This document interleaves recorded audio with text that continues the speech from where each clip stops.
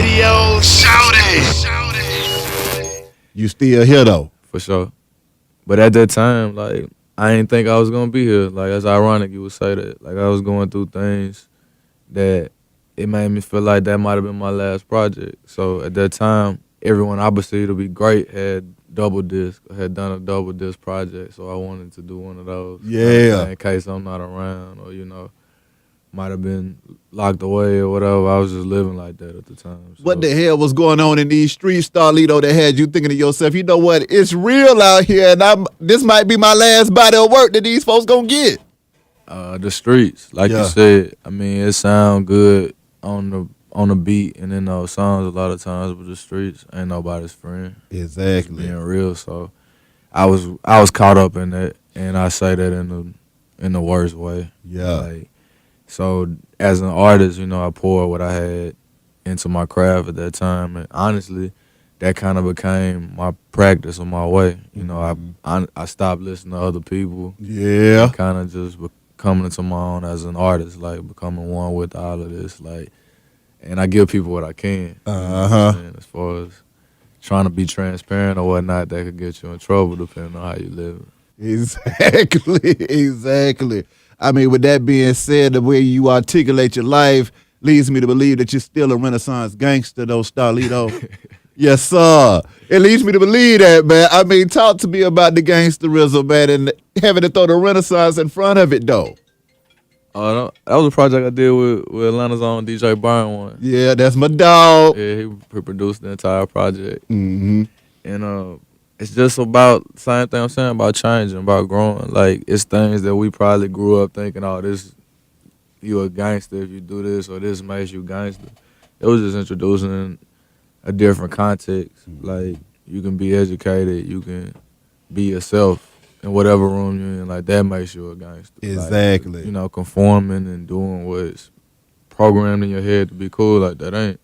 There's another gangster tell you to go, shoot somebody, like that ain't really where it's at per se. Just to, No, I agree with you 1,000% on that, because a lot of times in this game, when you look up with folks, I was just talking to Fiend the other day, when you are not coming with the popular opinion, people don't want to hear it. You see what I'm saying? It's like, and sometimes the truth is just not a popular opinion. So when you spin them facts on them doggone tracks, what is that like for you when you know that this might not be popular, but I'm telling these folks, and it might not even be what they want to hear, but it's what they need to hear, and the real is going to understand and recognize what I'm kicking to them right now?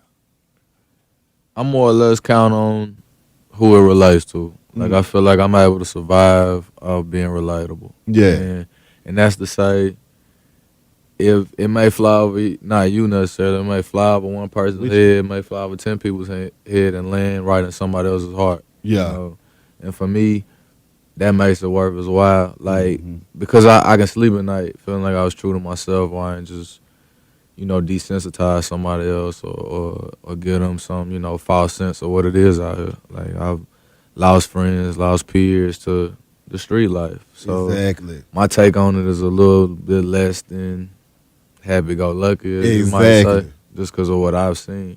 But I can, the truth don't change. So keeping it real with somebody, I feel like I did my part, especially when people relate to it. Talk to me about that integrity, though, man. Because, see, what you're talking about right there is being able to sleep at night. And a lot of folks can't sleep at night in this game because they know they lost their integrity the second they step through the door. You see what I'm saying? So to be able to hold on to it the whole time, that's a battle and a struggle. That's a whole nother fight that people don't even really understand that artists go through, or people in the industry in general go through. Is just keeping that morality together and holding on to that integrity. So, I mean, keeping it real with yourself. Well, with that being said, I mean, being at war with yourself. Talk to me about that. I thought that was interesting what you were saying, because it is a battle. And I think we all, fight our fights, maybe with demons or within or whatever, just whatever you might be going through, addiction.